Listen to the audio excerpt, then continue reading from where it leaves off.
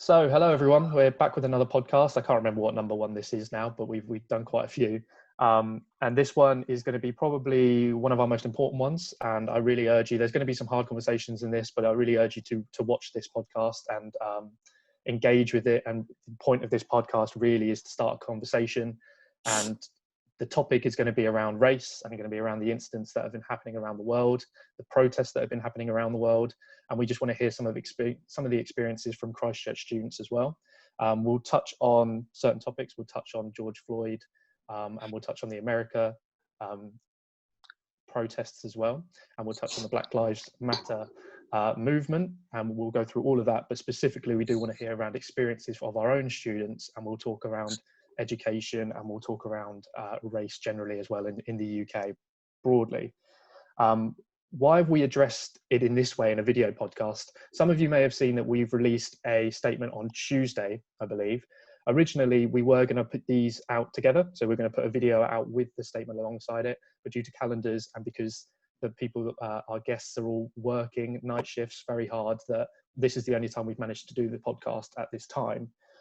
We didn't want to just put out a statement and say, that's it, that's our job done. We didn't want that to be what the union represents. We didn't want that to be the easy way out, especially since we are very aware that we are 4 white SABs sort of in charge of an all-white organisation.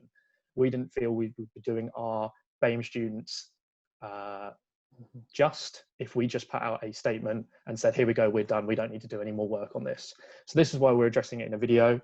We are sorry that it's come out so late, but we've been talking about this video for probably about 2 weeks, and this is the only time we've been managed to do it. So without further ado, I'll pass on to our guests to introduce themselves, and I'll start with Arlene then, and we'll go around. Oh, thanks. All right, so well, thank you for actually changing the dates and times because I'm on placement, so I really do appreciate you guys, like, you know, trying to fit me in. And secondly, my name is Arlene. I'm a third-year nursing student, so I'm just about to qualify, and started the BAME Student Support Network within the university, and still trying to get it to work. And for those like people asking me, oh, you live in the network? No, I'm not living. I'll still work on the network. So really my passion and motivation is just to try and get BAME students equality within the curriculum, maybe university or in practice or even in schools really, just so that, you know, as BAME students, you don't leave, you know, like high school, do your A-levels, and then you come to university and then it's like a cultural shock because some people never experience racism or discrimination, and then all of a sudden you'll come to university and you're expected to deal with it. So my passion really is just to try and educate BAME students and myself as well on the things that happen, and just to bring awareness to the universities on some of the issues that have gone really unchallenged for years and years and years and years, so that we can start tackling them, which I think they're trying. But yeah, that's what I'm passionate about really. Thank you. Thank you. Omo? Yeah, hello guys. I'm Omo. I'm the student officer for international students overseas. So I've received as a black man, actually, like the flood, you know, thing got to me because like I lived in America for a few years and I know exactly how the society is like. So, and when the whole flood thing happened, then it brought me back to where I am currently, right, which is the UK. Like there is racism there, like although it's not like it's a bit covert, or like America, which is where it's way more overt and everyone can see it. So but here, and with the Black Lives protests going on, and because I stay on Twitter most of the time and sometimes use Facebook, and when I see comments about people protesting about their rights, and when I see comments from people, like, you know, it gets really, really upsetting. And like, you know, you see people condemning them, calling them mobs, calling them more thugs, and people are trying to protest about, you know, something that affects every black person in this country and the world. And people don't really care about the feelings of what we're going through as, you know, the BAME society. Yeah. It's quite frustrating, and I just don't, you know, sometimes I'm just lost of words. I got a student messaged me a couple of days ago, and she said she was doing like a survey, and she got something where she said we should sign about the attainment gap in Christ Church. I never knew anything about it until I actually saw, because I read, you know, the campaign, and she told me that it was a very, very big challenge that the attainment, there was a very big gap. So I told her, you know what, I need some evidence which I can use to present to the student union. Hopefully we can take it up with the school, because I would like to know exactly why, you know, BAME students are, you know, at disadvantage on their attainment. So she sent me what she's gotten so far, which is actually like those that signed the petition, over 1,000 people. And I've seen like a whole lot of students coming to me and telling me they felt like they should have this course. At the end of the day, they didn't get it. And when they tried to approach the lecturer, it was a big problem. So these, you know, racism is everywhere, but is that if we have to do something, we have to start from our school, where, you know, we have BAME society there and they're not represented well enough. So I think, you know, it's something we have to look into. Thanks, Omo. By the way, when I'm looking this way, I'm just making notes to remind myself to come back, because there's a lot you mentioned in there that we'll come back to in some point in this podcast. Selina.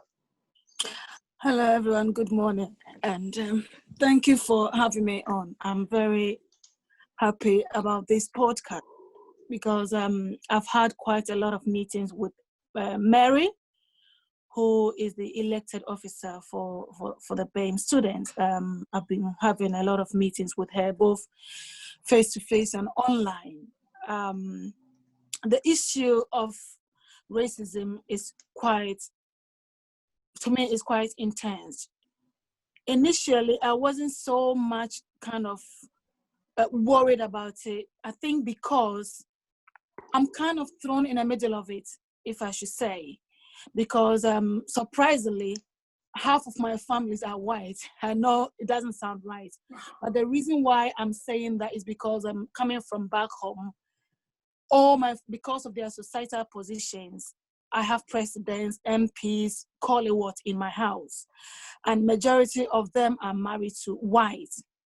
So I was brought here, sat on the plane by my white uncle. I lived with them, and I'm talking of a very high profile white man, that to the extent that we don't reveal his identity because of who he is.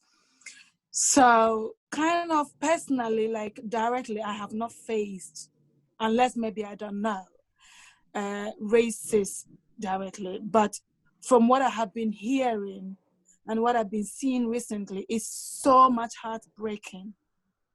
It's so much heartbreaking.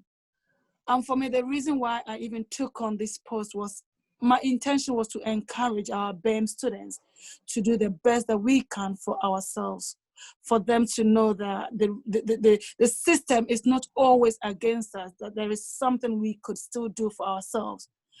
But recently I've been reading a lot, and just like my brother mentioned, I have been reading a lot about this BAME attainment, and I've been attending meetings upon meetings since I took on this job. And honestly, my heart is so broken. I'm so divided. All I'm asking is that why must this still go on in 2020?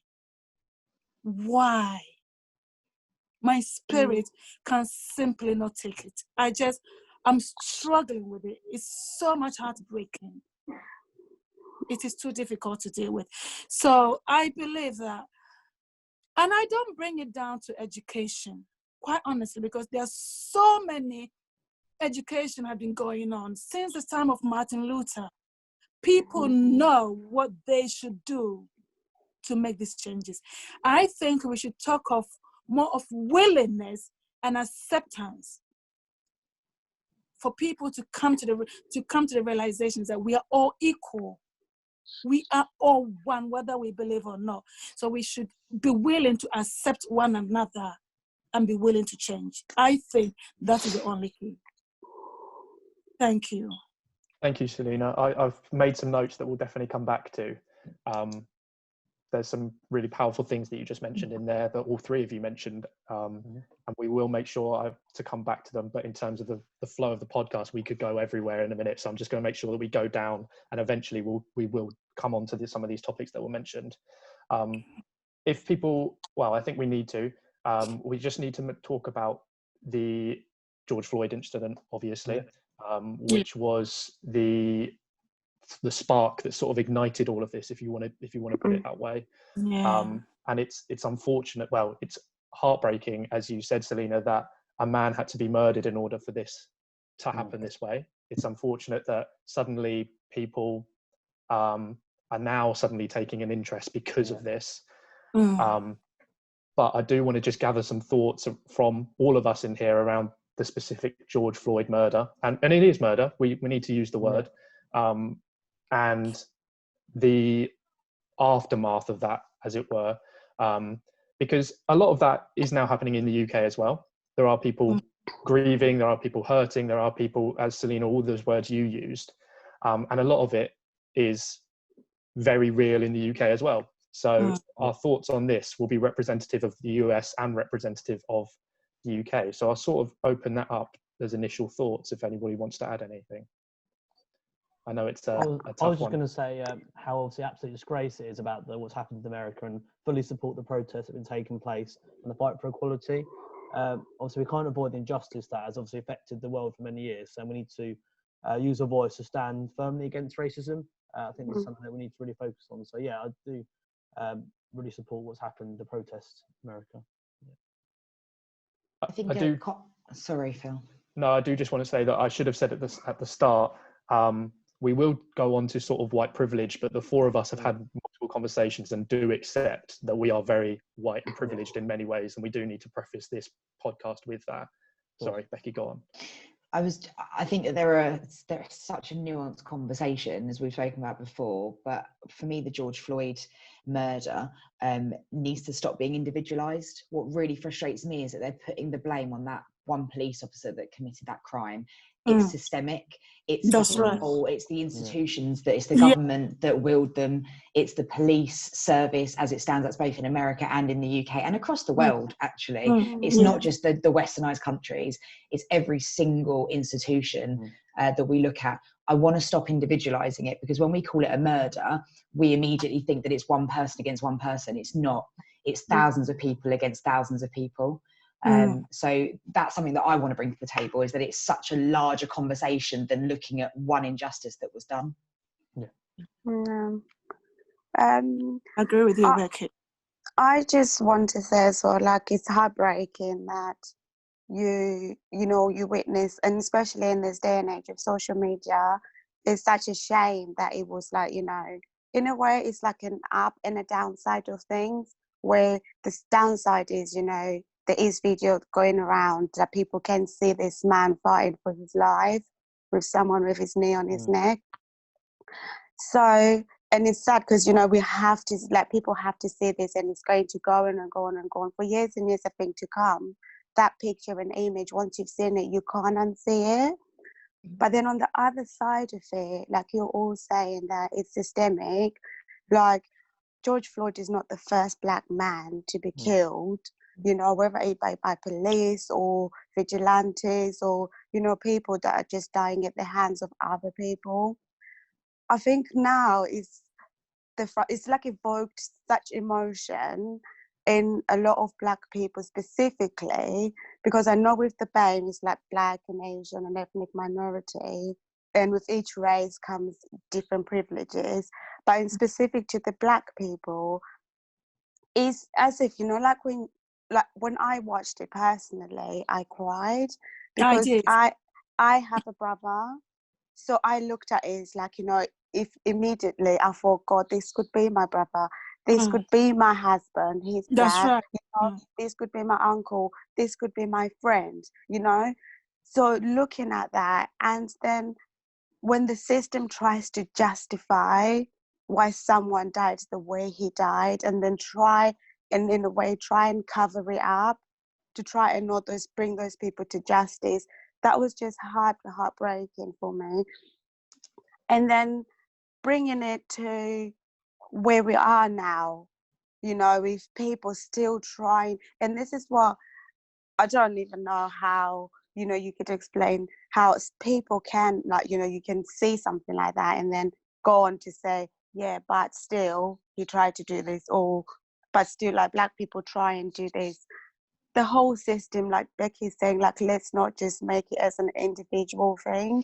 It is a system, like, you know, the whole system is, I don't want to say it's like, you know, rigged against the Black people, but based on what is coming, you know, yeah, but based on the things that we're saying, you know, Black people are at the bottom of the barrel at this point in time, you know, with all the evidence that we're seeing, and like with people opening up their own personal experiences of what they've experienced. It might be like with celebrities at work, you know, it might be like students in education, or just normal people in their day-to-day lives, that this has brought up so much emotion in people. And then the other side of the emotion is like Black men are also labeled as angry, aggressive. How do you then balance that situation? Like, you're trying to bring out and express yourself, but you have this label against you. I'm just finding it really, really challenging that, you know, with the riots and everything as well, like people being, oh, they're, you know, breaking stuff, fighting, bringing down things, when it's like frustration upon frustration upon frustration, and now it's just an explosion and people don't know what to do. You see, Arlene, because of this issue, I've closed my usual Facebook account and I've opened a new one. Because of when it came, I'm receiving so much videos, and it's just like the anger is piling up. And I don't want to get into that situation where you start hating even white, genuine people around you. Exactly. Because let's not make a mistake. As much as there's so much racism going on, you do find some genuine white people. In fact, it was white people that abolished the slave trade. You know, so there are white people who are so genuine. Like I'm saying, I have white people in America, I mean, religious leaders who are so like human. So I'm kind of trying to I want to break that idea, because if not, you would tarnish every white person. And that is what I'm trying to fight against. But trust me, it is war. It is not easy to deal with. And I am just praying that our Black men and women, that God will give us I know we've endured so much already. We have endured so much already, and it is just heartbreaking. So I think that, like Arlene, you're saying, we it has to come to that point where our white sisters and brothers will know that we Blacks, we are not, yes, you will find, and it's not only among Black people, in any race, you will find good and bad, you'll find high and low. And quite often, when people are exposed to such violence, you will see that they will develop attitudes, characters, and behaviors just as a coping mechanism. So when you start meeting that, you might think that they're ready to fight you. No, but because already that is what you have exposed them to. So they're always alert. Now, what are you going to do to me? And then it becomes a threat to white people as well. So my suggestion here is that as we're going along, that maybe not so much of education, but also maybe awareness to let people understand as to why, as Arlene said, why Black men appear to become aggressive or something. Sometimes they are not aggressive at all. It is like an alertness to deal with what you white person are going to do to me, because I know that's what you do. I think that also comes down to stereotyping as well. Yeah, exactly. That's a massive It comes down to stereotype. exactly, which is so hard, and I hate that. If I should just pinch in Selina, this is not about white or Black thing. You understand? Because we have I have gone out to protest, and I have had, like, we have had more white people coming in, you know, to stand with us and all that. So this is about a system that's been created. Racism is not like is not biological. It's actually something, you know. So, and there are people that are actually privileged, don't even know if they're privileged. It's just like class system. So there are rich people that don't even know if they're privileged because they're rich. So it's the same thing with white privilege. So, like, I don't blame any white person about what is going on. It's the system.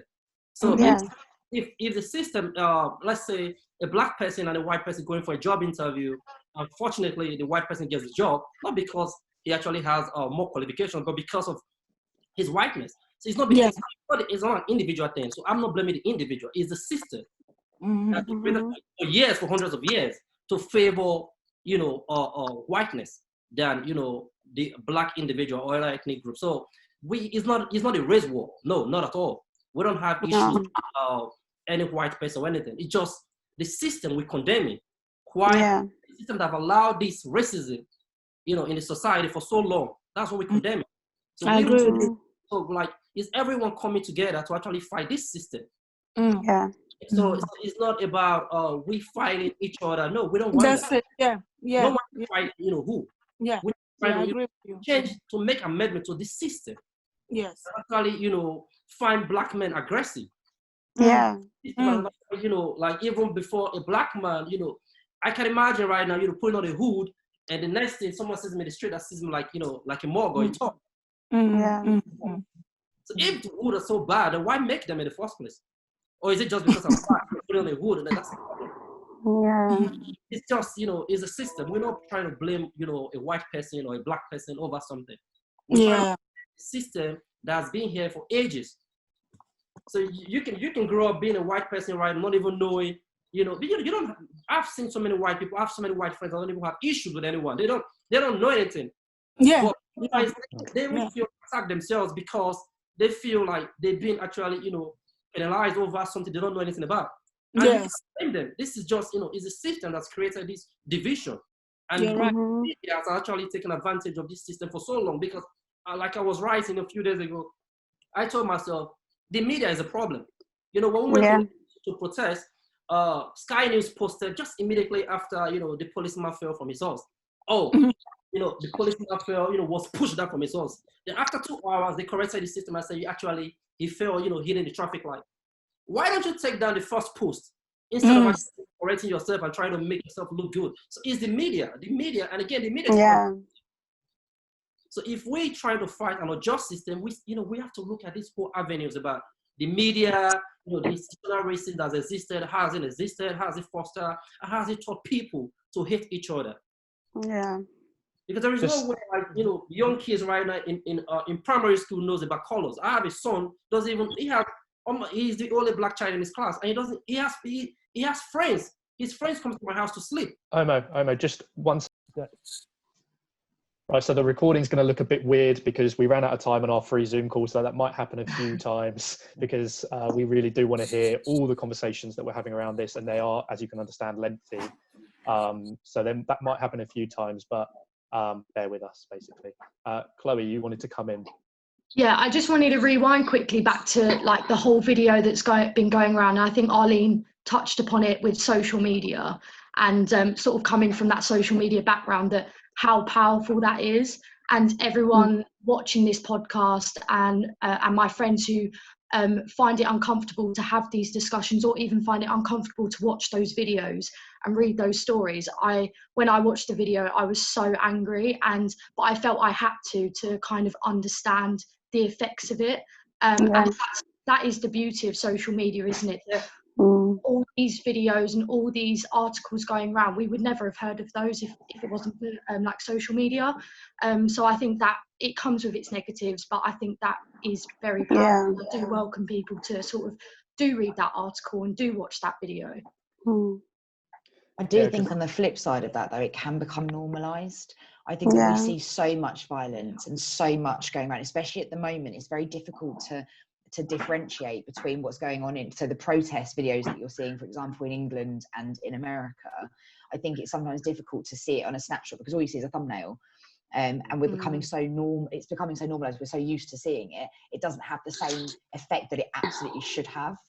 So I think there are two sides to that story. I think it's great that we're having instant media attention. We can see things, especially on Twitter, you can see things straight away and understand to see the news and whatever. But on the flip side of that, I'm seeing it constantly to the point where my brain's shutting down from it a little bit. And people just don't just flip past it now. I do what you mean. I do see what you mean. What the platform's becoming so saturated that it's the only thing you see, so it's just desensitizing you to everything. So there's a thing, I'm not going to go into it, you know what I'm like with psychology terms, but there's a thing called cognitive dissonance, and if people can't understand something that is so vast and so overwhelming, and it challenges their worldview in such a way, their brain just shuts down from it. So, and it's better, that's why it's difficult to have these conversations. And it would almost be better if we weren't saturating social media, that we were doing one powerful thing at a time, so that it would have that impact, because I think it is losing that impact as time goes on. Well, that's interesting, actually, because I want to get opinions on was it Blackout Tuesday? Was that what it was called? Blackout Tuesday, where everyone, and people's opinions on that, because I have my own, but I don't want to sort of guide the conversation anyway. So what are people's thoughts on that? Do you think it was a good thing? Do you think it was powerful for the movement? Do you think it was saturating? Do you think it was whatever? I think it was good, because in a way it's just like you said, it's more awareness is better than no awareness for me. So I would rather saturate social media. I would rather post things on Facebook, anything. I would rather that than people not do anything, because at this point in time, there's so much frustration within the Black community. Then anything is better than nothing, Most things that people are doing, it is just to show how passionate people are about what has gone on. And with Blackout Tuesday as well, I think it was a way of even people who don't know what to say when it comes to all like issues of race, by just posting that, it was like, oh, I'm here for you, or I understand what you're going through, just by the post. They didn't have to say anything, because I get that not everyone can say or knows what to say and when to say it. So I think it was a good thing. I think we had some reservations. I had some reservations. I can't speak for the others, but that it was a fad, that it's something that people do on social media, specifically white middle class people. They jump on something and it becomes this 24-hour, oh look, it's basically virtue signaling. I've done my bit, I've put up a black square, move on. So and that's, I cannot be racist. Exactly. It's literally deflecting away from actually having to look at themselves, because if we had to all look at ourselves, we would all see that there were situations that we were like, that's a problem. It's that way of showing. It's like a trend, isn't it? Like I found like so many times on Twitter, people were saying, well, are people just doing it because their friend has? Or are people just doing it because my whole group, like social circle, has done it, so I now feel like I have to, and not actually doing it for the real meaning of it. Or it's I need to do it because otherwise people will accuse me of being a racist. I'm clearly not racist, so it stops people from having to look at themselves. That was my opinion on it. I'm not, Arlene, I understand your point of like any awareness is good awareness, but ultimately, hello Selina. Can't hear yet. She's connecting. Keep going. But ultimately, I think that sometimes it's better to have less and have something that's more powerful or more meaningful behind it, or more strategic, I guess, in that sense. Like the most powerful things that I saw throughout that Blackout Tuesday were actually a lot of my friends that were people of colour that wrote posts rather than just sharing a square. They explained their own experience. I'm thinking of Bieber here actually in that, who wrote about her own experiences, who wrote about things that she'd heard from other people, of her friends. That was more powerful to me than just seeing a black square. Yeah, same. I think I agree with Chloe with the fact that it did become like a trend, but I think people, I personally think it raised awareness. People do appreciate that. I think what they put on to support that. I think people got confused as well between like the Black Lives Matter and the Blackout Tuesday. So I saw some people posting like both hashtags on the post, so that was a bit of a confusion. So it's completely different. So, yeah, because the hashtag Black Lives Matter was more for the education purpose, wasn't it? So I saw loads of people commenting saying take out that hashtag. So two different things. Unless Omo and Selina have anything to say on that, I'll move on. No, I've managed to get on now. Sorry. That's okay. I do want to come back to, just briefly, I want to touch on white privilege, because some people don't necessarily understand what white privilege is. And something that really sort of sparked it was when, I think it was Arlene, may have been Selina, but I think it was Arlene, said something around George Floyd, and you said, oh, that could have been my brother, that could have been my whoever, that could have been my brother. And when I saw that, I was obviously deeply saddened, but I never ever thought, oh, that could have been my brother, that could have been my relative. And that, in essence, white privilege, that is saying, I am privileged enough that I feel comfortable to walk down the road, to talk to the police, to do whatever without any threat to me whatsoever, because I am white. Whereas obviously you see that and you see, oh, that could be me, or that could be my brother, or that could be, and that is a brutal picture of what white privilege is.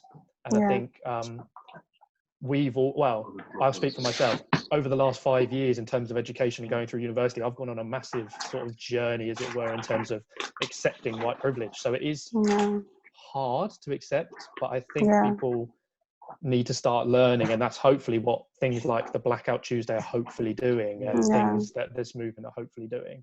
Can I introduce another term as well that we don't talk about enough, in my opinion, is white fragility. So white fragility is within white privilege, and it's the discomfort that white people feel in having those conversations. And it's literally, so I saw there was a protest this morning that I saw basically a group of then white men shouting racist abuse at peaceful protesters.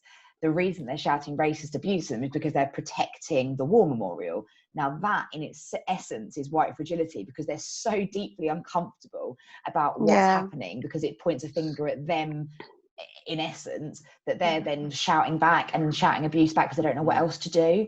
And I think that white fragility is something that we need to speak about more, because it's that, I mean, Chloe, we talked about it, even think about this podcast, how uncomfortable these conversations make us.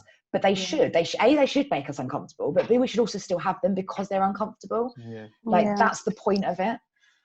And I find that Becky is saying, I really find it very, because I'm imagining myself that if I was white and I'm sitting among a group and everyone is just pointing finger at me and saying, oh, white this, white that, I would be very, very, very uncomfortable as well. So I can imagine how, excuse me to use that phrase, that you guys, you feel as well, because I'm also putting myself in your shoes. And it's easy. It's really, it's like you're walking around and you're thinking that everyone sees you and they're thinking that, oh, what do they think of me now? That is unhealthy as a health student, looking at it from that point of view. You can grow from that. That is the first step to growth, to self-reflection. So from my perspective, sitting in the position that we're in now, I look at it and I go, it does make me uncomfortable. However, that is nothing in comparison to the discomfort of being systemically oppressed for hundreds of years. Like, that's the point. It's not about white people. It's not about black people. It's about this oppression that has continued and does continue to happen, that we are all a part of in some aspect. And it's what roles we play in dismantling that system. Like Omo was saying, it's not about a race war. It's about a systemic problem that we need to dismantle from within. And that takes everybody within the society, not just one race or the other race. Like, that's not what it's about. From my perspective, you can all, if you feel differently, please do. But that's how I see it.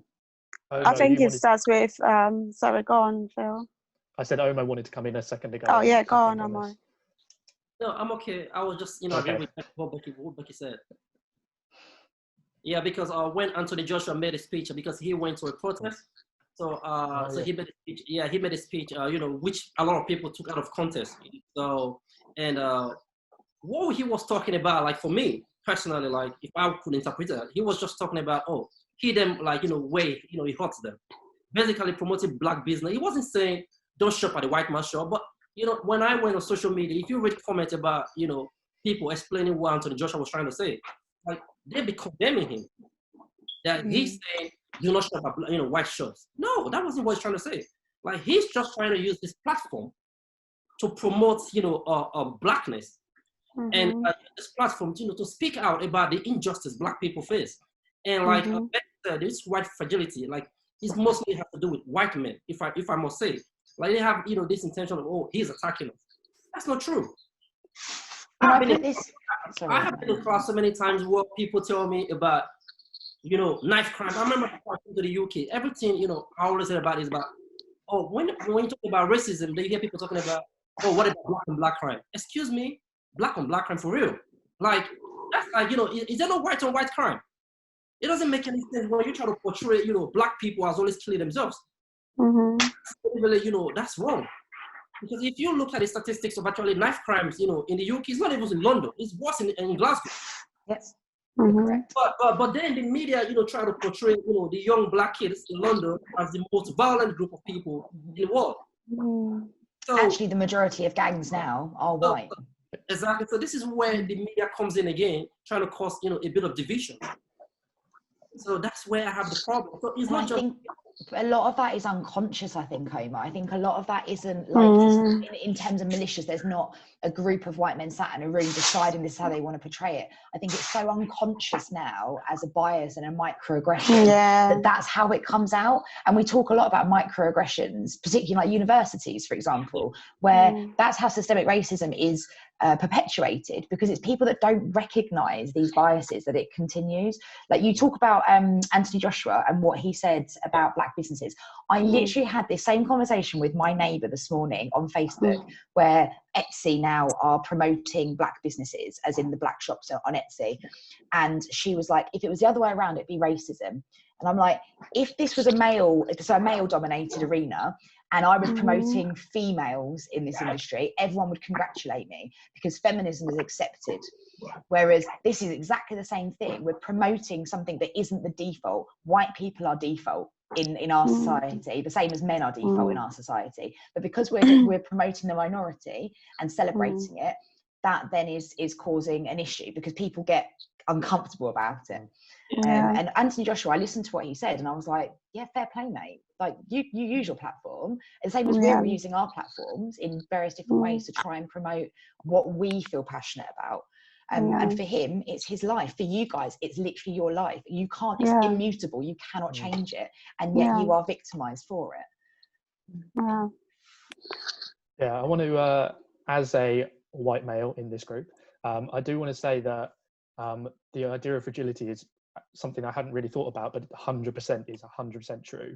And what I want to say to other white males that are potentially watching this is it's not a direct attack at an individual.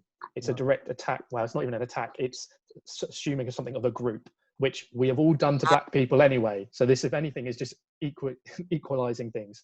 But I think what a lot of people think is, oh, they're attacking me personally for my personal views, which is not that at all. It's a group. It's a systemic thing that we've all spoken about before. It's not saying you, Phil Clockenborg, are a racist because you're a white male. It's not what people are saying. It's a group. It's a collective. It's a system. I think that if that's anything to take away from this, it would be the take away from individualization. Stop individualizing it and either putting the onus on Black people to change their own circumstances or putting it on white people to feel guilty about what's happened in the past. Let's take it away from that. Let's look at the systems and change them together would be my biggest takeaway. Yeah, that's what I was just going to say as well. Like, I feel like I don't want it to turn into like a blame game, like you did this to us or we're going to do this to you. I don't want it to be like that. I think it has to start with an acknowledgement and education. People have to acknowledge what was done. And I think for the Black community, maybe that's what we want in a sense as well. You have to acknowledge what happened, and when you've acknowledged what happened, then we move on from it. But how do we move on from it? You have to educate people. I think what's happening is when I grow up, like when I've been growing up, for example, I've always known about slavery. I've always known about what happened, how it happened, when it happened, kind of things. But does my white friend know about slavery? She probably doesn't, because it never happened to her. It will never occur to her parents to educate her on slavery because it's got nothing to do with them, And then growing up Black, you get to a stage, maybe you become a teenager and then you have to start worrying about your identity, because now the labeling starts. You're aggressive, or the way you dress, the whole stereotype then begins. So it's like a journey throughout your whole life in different stages, where the color of your skin, plays a very big important part of either how you succeed, the way you behave, the way you interact with others. And now I read someone posted like something that was like really touched me. He said he has a 12-year-old daughter, and his 6-year-old, who he's talking about what's happened with George Floyd. A couple of years ago, he was teaching his son about Trayvon Martin. When he was growing up, his mum was telling him about Rodney King. When his mum was growing up, she was being told about something that happened to another Black person. And it's like generation on generation on generation, all these things are happening, but there's still not the acknowledgement, in society. For Black people, there is acknowledgement, they know, and there's education, I think, to an extent. Not to all Black people, I'm not going to say everyone does, but there is that education and acknowledgement, but not in society. I think it has to be implemented in like education, for example. People know what happened, years and years ago when it concerns their race or politics or government and how it benefited the country, but they don't know the ins and outs of it, building the rails, building the roads. People's ancestors built those roads, built the trains and whatever. But now it's like, there's so much anger, and I am so angry as well, so angry, because I just feel like, what do we get from this? That's what I want to know. Like, we're rioting, we're protesting, but how do we move on? What do we need to do as a society to move on, for us to be, to live as neighbors, to be brotherly, to be sisterly, not to see color, as people like to say. But how do we move on? Because I don't want it to be, in a week or a couple of months, George Floyd died, people went to protest, they brought statues down, and that's it. I don't want that. How do we move on from this? I don't know. That's a good question. That's much anyway, because that's something politicians are so scared to discuss. Actually, how do we move on? Yeah. Because a lot of them are either scared to acknowledge, what is going on, and they even those that want to change it, but they really can't change it. So sometimes if imagine like, Boris, maybe if he could change it, maybe if he tries to change, he might lose the support from right wing or whatever, support he gets. So, it's kind of very, very difficult for looking at it from a political view. So however you try to see it, it's just way, way too difficult to narrow down. And for me personally, I think, we still have a long way to go when it comes to like, changing the whole system and everything. Because at first, a whole lot of people don't even want to acknowledge that there is racism. According to Boris, there is no racism in Britain. So, which is an issue. If you say something like that, then I don't really understand what you think about like issues. That's just, them acknowledging that there is no problem, so we don't have to change it. It's okay the way it is. Let's just move on. Okay, Oma, if I can ask something. I think initially you mentioned something that it has to start from our school. Yep. So with this meeting going on, as we have our leaders on here as well, I just want to find out, Becky and Phil, that what is the role of the student union, especially in position, being a high position in the student union. What is your role, and what can you do to contribute or to ensure that racism does not exist at the university, especially the indirect racism in terms of marking? Because I've heard a lot of things that this can really affect Black people. And how would you even know? How would if your lecturer has marked your work and is saying that this is what you get? How do you even contest it? Because how would you know it's going on? Yeah, we know it's going on. So as our leaders in the student union, how what is your role? What are you going to help us? And that if I go to my group as well, how can I assure them that this issue is going to be dealt with? Do you want to talk first on that, Phil? Yeah, so there's a lot in that, but I'll unpack some of it. I can speak over the past 2 years, but in particular the past year in terms of the work that's been going on. And then obviously I leave in 3 weeks, so I'll talk about what I could potentially do once I've left. But in terms of the work that's going on, there was obviously the news article, I can't remember who published it, but essentially said that Christ Church has the worst BAME attainment gap in the country. Yeah, it was in the Telegraph, I think. Telegraph, yeah. And that then sparked in the university, obviously saying all these, and there was loads of different things that went around in terms of how they gathered the data and the data lie, blah, blah, blah, irrelevant, right? In terms of going forward, what's been set up is there's, in particular to the marking thing that you mentioned, which is absolutely true. There's an anonymous marking group that's been set up. So Becky will have experience in this in psychology because they already do it. But what some schools do and some courses do, they anonymously mark everything. So instead of you having your name, Selina, on there, you'll just have a number and then they'll mark the number so they won't be able to see who corresponds to what.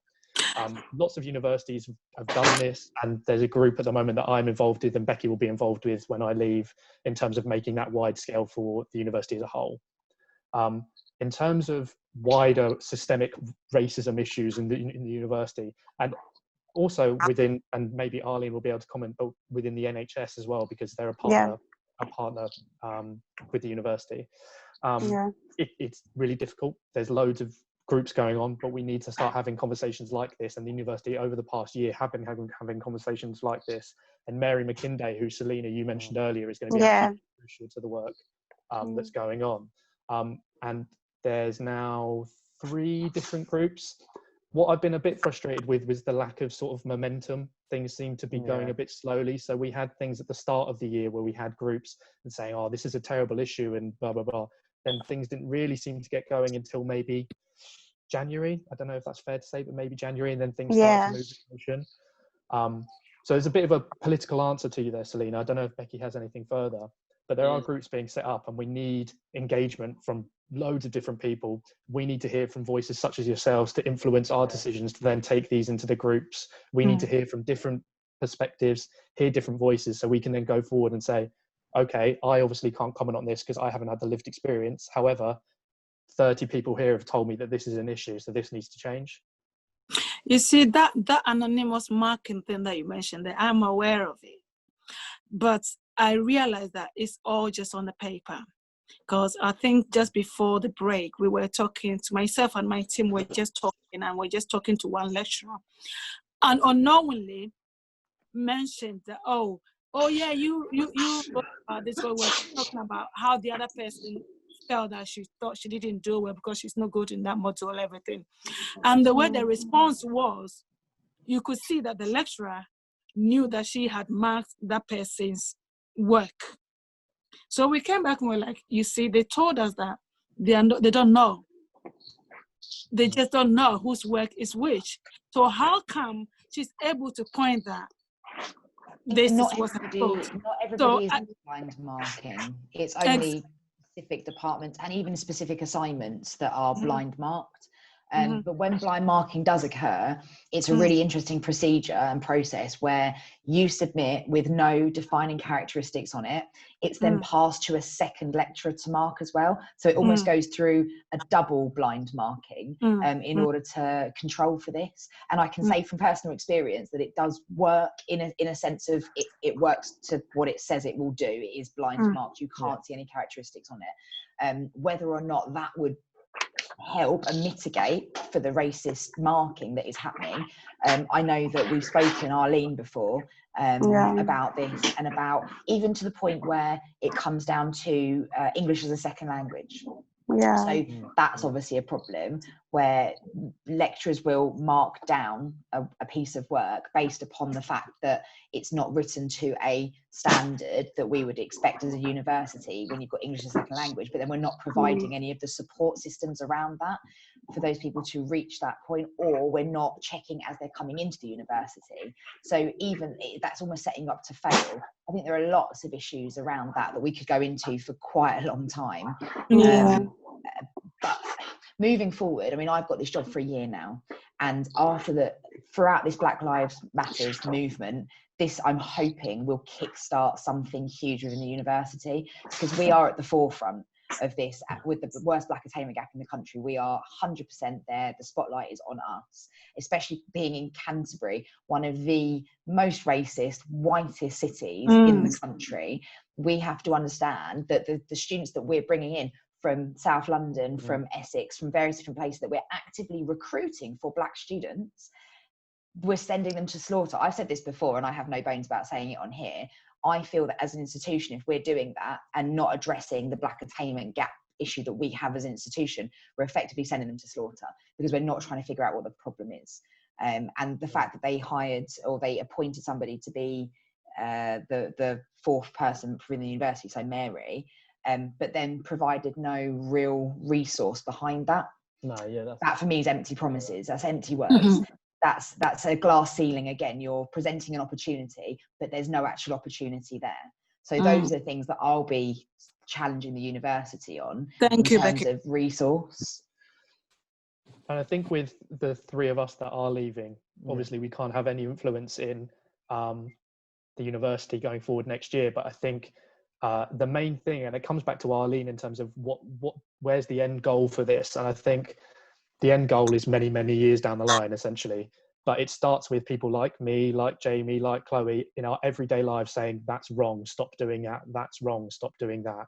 Those sorts of conversations. And then when we get into the employment play, when we get into the workplace, when we do whatever, we say that's systemically wrong, we need to change that. And those conversations are now happening because of what's happening now.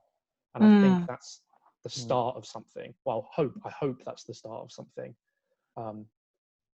Yeah, I could just say, you're on mute, Arlene, as well. Can I just say, I think obviously we've touched all this anyway, but I just wanted to clarify my sort of point of view. Obviously, I think in the organisation, specifically to Christ Church, I think obviously there is a lack of racial diversity in the organisation. I think obviously reducing the BAME attainment gap obviously is key for this. So I think tutors play a big part in this. I think tutors need to educate themselves more in order to tackle like institutional racism, which you know obviously takes place. Maybe obviously, as Arlene touched on earlier, how is obviously hard to know how we can best do that. But obviously, increasing the BME network is obviously a key part to that. Also, we need to know about BME student experiences. You need to sort of listen to them more. I feel I don't really do that enough. Obviously, having Mary on board obviously does help, but obviously, as Becky was saying, there's no resource behind that. So if you can't put any money into the project, how is that going to improve the BME attainment back? It's going to be hard. But yeah, so I think we just need to know more about what they want and how we can make them feel more welcome in the community. I think that's obviously a key part of ensuring that can be tackled. Can I speak on sorry, just very quickly, just on that note, Jamie, moving forward, there needs to be, not even there needs to be more representation within the union. We are 4 white sabs. In the history of sabbatical officers at this union, there have been 2 people of colour, potentially. I think 2, Aidan and Bieber. Remember? 3. In Aidan's year, there were 2, Okay, so 3 in the last 60, 70 years of a students' union. That needs to change. Help us, please, because as a white person, I don't know how to break that barrier down. So I'm being very open and honest here and go, please help us understand that. And this is to everyone who's watching the podcast, not just to you 3, but to everybody. You 3 solve all the issues. Yeah, come on. and that's the thing. I'm not putting the onus on people, but in terms of representation, that's something that I cannot do. I can fight on your behalf as much as I like, but ultimately I have no lived experience. I'm a white woman. I can't do that, and it would be wrong for me to try and do that. So that's what we need is representation. Thank you, Becky. This is a meeting that I've been having with Mary, that there's got to be, especially when I come for meeting, it's more or less like I only see myself. I don't see you much. That's right. I do. So we need, Becky, you're right, we need more representatives there. We really do need. And also, as I've been talking about this, personally, there was so much that I had in mind wanted to do. But I realized that this is not a one-person issue. It is something that needs to be done with quite a few hands. I've been discussing with Mary, and I think that we need to go more out to the BAME students, from class to class, from lectures to lecturers, and invite them, speak to them, and present the case to them, and encourage them to come on board, because if we don't come and share our problems with you, you may not know.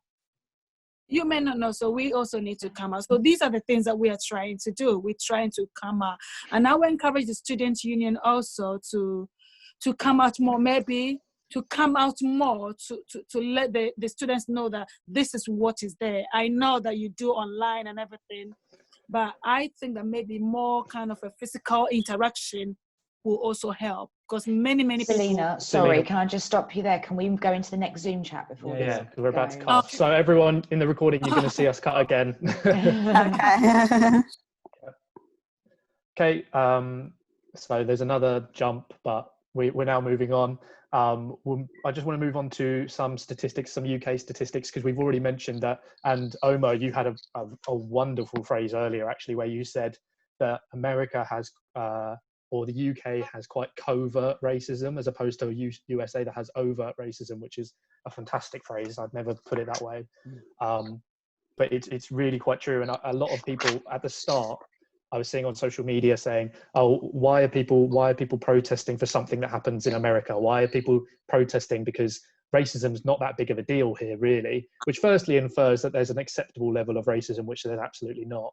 And secondly, it's just not true, because I have some statistics here. So 86% of the population in the UK are white, 3.3% are black, and 2.2% are mixed race. Mixed races encompasses all mixed races, just to be clear. And the way that the gov.uk, which is where I've got all of these statistics from, break things down is black and black other predominantly. Sometimes they do things in terms of black Caribbean, black African, things like that, but generally it's black and black other. So 38 in 1,000 stop and searches are for black people, 100 in 1,000 are for black other, and 4 in 1,000 are white. Stop and search numbers over the last 10 years have reduced.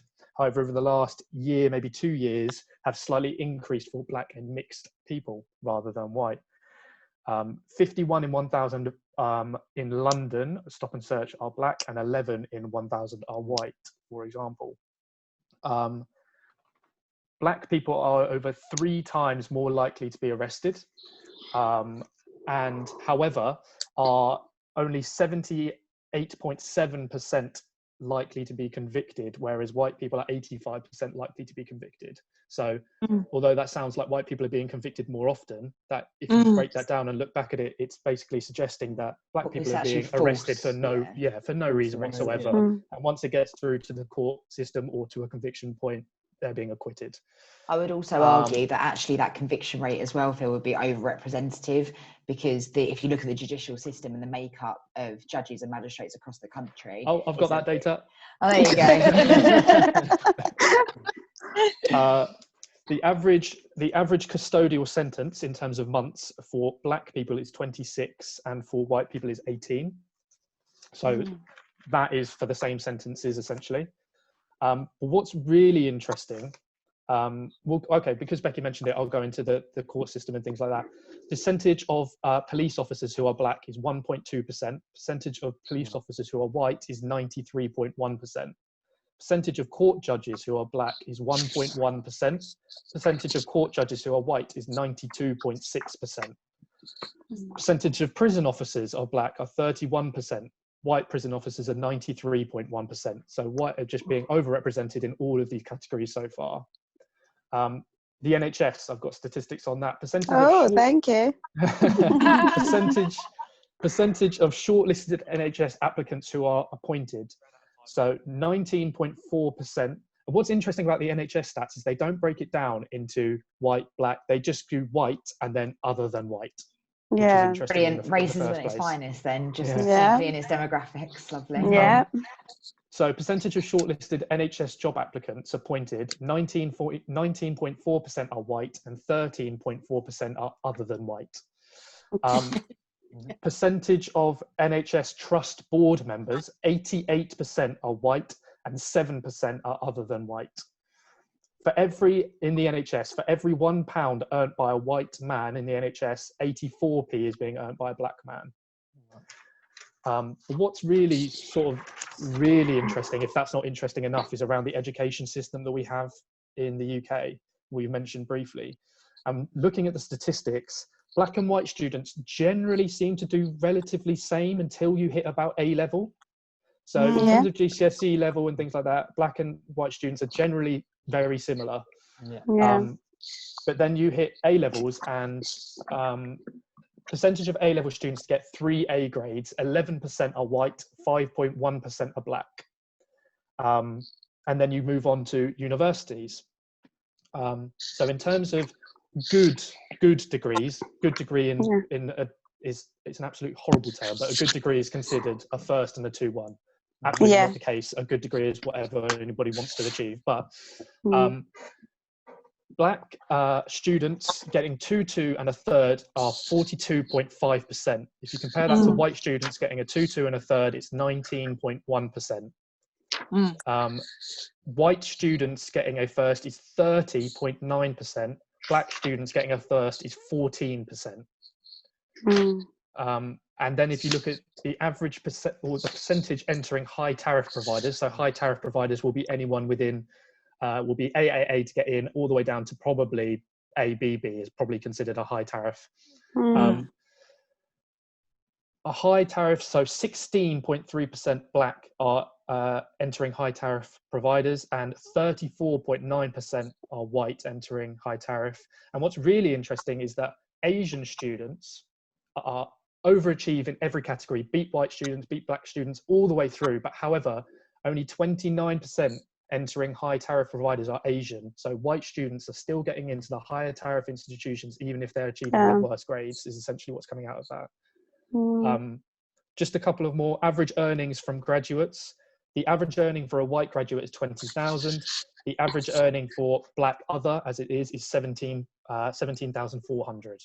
Wow. And after 10 years, the average earning for a white person is 30,100. The average earning for a black other, whatever that is again, is 27,800. Per hour, that equates to white people getting £11.87, black people getting £10.80. So £1.07 less per hour. So some of those stats are deliberately there to sort of shock, because I don't think I was necessarily shocked, but it was shocking to see the level of difference. But the reason I've sort of done that is to show people that this is very much happening in Britain. This is British stats. This is from the gov.uk website. There's no denying these stats are true. It's not just something that's happening in America. It's something that's happening here. And it's something that we've already mentioned happening at Christ Church as well. So any initial thoughts from those stats, or is it not really that shocking to you at all? For me, it's not shocking at all, especially with, because I've been working, well, this is what like spurred me on to start the BAME Student Support Network, because I'd come across the universities on statistics, which were like 2017 to 2018. And the attainment of a first and a 2-1 for white students was 76% compared to black students, which was 36%. And that literally was like mind-boggling, because then I thought, how many black students have been to this university in, you know, like how many years have gone past and this has not been addressed? But literally, I'm going to challenge this. And then I questioned it. And then, you know, all this work has started. But then the question is, would this have happened, you know, if black students were at 76% and white students had a 36% attainment of a 2-1, you know, or a first? It won't happen. No, you know, it would never, ever, ever, ever happen. So I know there's like socioeconomic disadvantages, which would then take it further than, you know, past the university, of why people have, you know, why students are affected within, like, you know, university or higher education per se. And then considering the age, things like the subjects that people study as well can affect. Gender needs to be brought into that as well. Yeah, because and then gender as statistically, well. yeah, it's Yeah. if you're a mature woman of Yeah. colour, you are literally the least likely to get a good grade That's at it. university. That's right. Yeah, exactly. So all these things, you know, and Sorry, Omo. Yeah, can I leave? I really need to go somewhere. Oh, No, that's yeah. fine. oh yeah, that's fine. Thank you for joining us. Thank you. Thank you. Thank you. See you later. So for me, it's, I just think my goal is like the university. Like I say, I always go back to like acknowledgement, but then there has to be accountability as well. But then I feel like no one wants to be accountable. You know, no one really wants to be accountable, because if, let's say, I'm not going to sue the university or anything, but let's say if I was to sue the university and say, like, why has this gone on for so long and what have you done about it? Nothing. Something's only done about it, like you said, Phil, because someone wrote an article in a newspaper and then, like, you know, it's aired everyone's dirty laundry. Now everyone knows. Now we've got to do something about it. My query with that would be, were they even aware? Or if they were aware, was it overtly aware? Because none of us were actually here, I don't think. Like, we're at university, but we weren't in this position before. Yeah. So we don't know whether or not those were conversations that were already being had. We've heard from other academics that they brought it up. Who was it, Phil, who spoke at World Cafe? And she literally said, I've been talking about this for years. And it hasn't been. I can't remember, to answer your question, but there were academics saying this is an issue, but the way the university gathered its data was so backwards that they didn't actually, it was all lumped in together. So it was basically similar to the NHS. It was white and other than white, and because other students sort of bumped up the category, it was like, oh, it's not that bad. But when they separated the data out, it went. They needed the article to think about it, didn't they? They needed the article to give them a kick up the arse because their reputation was more at risk. Yeah. That's ultimately what it comes to. Yeah.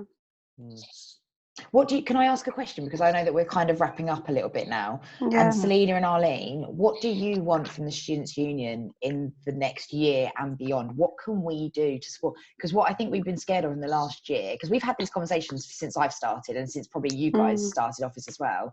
We were so worried about being the white saviours, about riding in on our shiny horses and trying to use our voices for the voices of Black people, because there's a whole thing around that in terms of colonisation, etc., that we didn't want to step on people's toes. But without Black representation, we don't know how to do it. So what can we do, as in me, the new SAB team, the union moving forward, to challenge that? What would you want to see? I think it has to start from the beginning. You know, like how the engagement has to start from day one. Like, we have Freshers Week. I think Black students need to be involved from the get-go. There has to be some form of information, maybe like in halls or in lecture rooms. Because I feel like when you come to university as a Black student, you're living your, you know, like it's the first time you've moved out and you're going to like make amazing friends, you're going to go to Freshers. But I feel like it's such a cultural shock as well, because there is always that whole thing of the white students stick to the white students, the Black students end up sticking to the Black students. And I don't know if this is like reflected in societies as well, where majority is probably white students and you don't have any BAME students, because I feel like from the get-go, people stick to who they know, kind of thing. Though you don't know each other from nowhere, but you stick to your race, and whatever your friends end up doing is what you end up doing. But because there isn't that what's the word? I don't know. Just that information of like, we're here for you. This is what you need to do. If you experience this, this is where you go. Not just student support.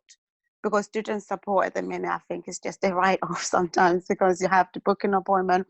But for just, like, for students to know that there is a student union within the university, and this is what they're doing for the Black students. So this is who the union president is, this is who represents, the BAME students, or this is who represents different societies. I feel like if you know from the start who is like, who has what or who does what, then it's easier for the students to engage. Because I feel like students don't engage because you come into university your first week, you're partying, you're doing all these things, and then you're back to lectures. And maybe a couple of weeks or months down the line, we have this BAME student support network, or we have this, different society, and people are like, oh yeah, but I'm over it, I've got assignments to do. But if they had known from the get-go, I think it will help. Thank you. Guys, I'm going to go, but thank you. Thank you. Thanks, Chloe. Yeah, Becky, my take on this is like what Arlene just said. If right from the beginning, if we could get the representative more like introduced to people. For instance, Mari has just sent me a Facebook link which I've just joined. So in there, for example, people who are coming in for September, it is a very good platform to make them aware that this is a BAME student representing you. So if you're in a BAME group, you know that you have this person representing you. In that case, that person has a first-hand information that, oh, okay, this is going on. So at least I know who to go to as a BAME student. And I think if the student union can also take that on board as well, if also, I don't know, is it possible that there could be a BAME representative from every department in the student union? Is it likely? In terms of, is that like do you mean like a course rep, something like that? Kind of, because I've also noticed that the course rep are not quite active in the student union. Yeah, that's a whole other thing. I think we did speak. There was conversations. Do you remember Phil and Jamie in the World Cafe where they spoke about having ambassadors from each That's it. Department. Definitely something we can look into. I think. Because representation generally. Yeah, I represent my course a lot, and obviously I'm covering 4 areas now, and I feel like it's just me. But with more people, we will be able, and also to encourage our own selves as well, because I think encouraging students as well to be more confident in ourselves. I think because of so many things going on, people have also lost interest, they've lost trust, they feel like, what can we do? We just have to sit there and accept it. But if we encourage ourselves that, no, I mean, the university is trying, they know there's a problem, so let's work with them, I think there could be significant changes. I'll take that all on board, and I'll definitely be in touch, obviously. Yeah. I don't know, it's frustrating, isn't it? It is, because we want to do stuff, but we don't know how to do it. Yeah, that's the problem. I think the marketing has to be not misleading. Maybe that's what I'm trying to get at. I think marketing has to be representative of actually what happens in the university. Like, don't put a picture of Black students on campus, with a Black lecturer or supposedly Black lecturer, and then the students turn up and apply to your university. When they come, no role models, no Black people in to be fair, that is something that we have been challenging the university on, thinking so many different areas. So I feel like maybe like just more probably just marketing and just putting things, maybe like do like an informational guide, like a booklet. That's funny enough what I wrote down. Yeah, that's what I wrote down, and having just you guys as union isn't council. That's it. Simply transparency of numbers of staff, of whoever. It's transparency of the institution. Yeah. Can I just ask Becky and Phil? The for the students' union, it's like you have to be voted in. Is that correct? To be a stab, Yeah. Okay. How about the representatives, like the BAME representatives? Because I think there was only one candidate to be chosen. Was that correct? What, in terms of union council? Yeah. Yes, because Yes. exactly. You two were elected. Yeah. Exactly.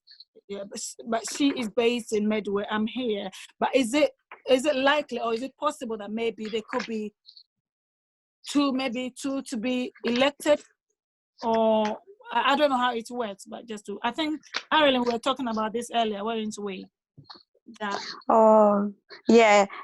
Basically, we were talking about how to have more representation, like within the union itself, because we felt that there's me and Selina, for example, and where we had challenges where I went away in January to February.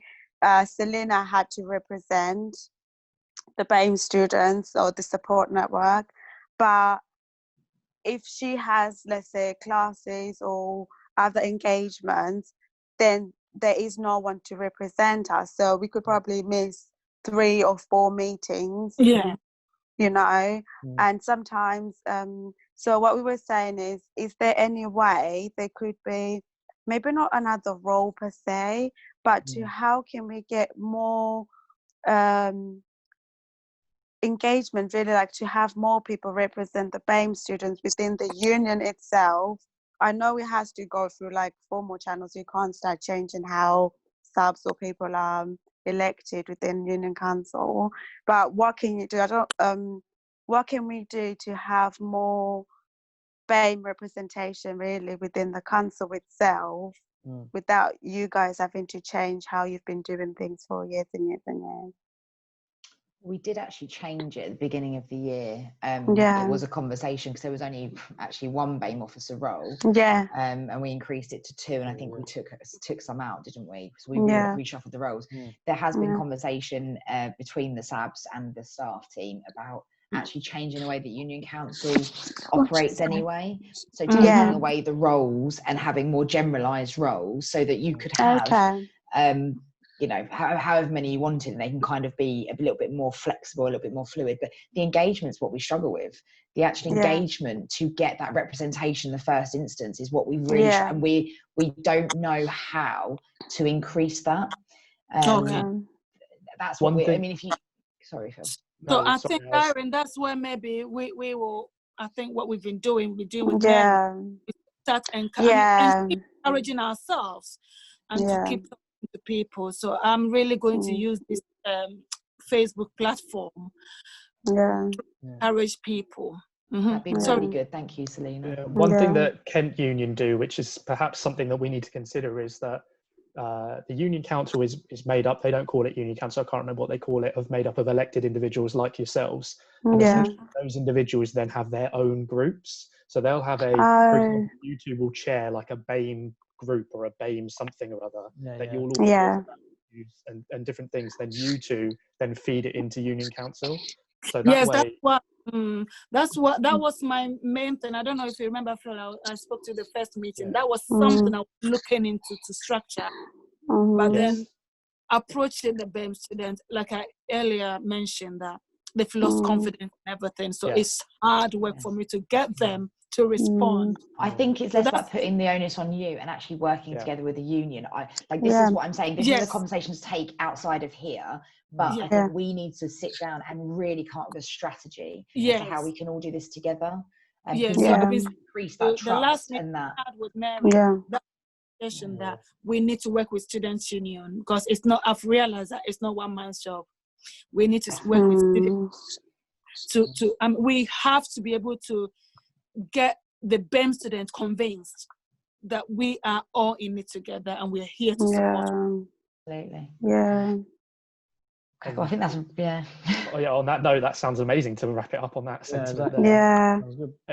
I do really want to thank you, because this has been a really good conversation, I think, and the whole purpose of us trying to do it this way and releasing a statement, but also doing a video like this, is to encourage other people to have similar conversations around race, around the Black Lives Matter movement, around anything like that, and trying to encourage people to challenge ideologies, to challenge themselves, to have a look at their thoughts. And I really hope that's come across in this podcast. So thank you. Thank you very, very much. Thank you to Omo and obviously Chloe, who were here as well. Thank you so much. Thank you, everyone. Thank you. Thank you, guys. Bye. Thanks. Bye.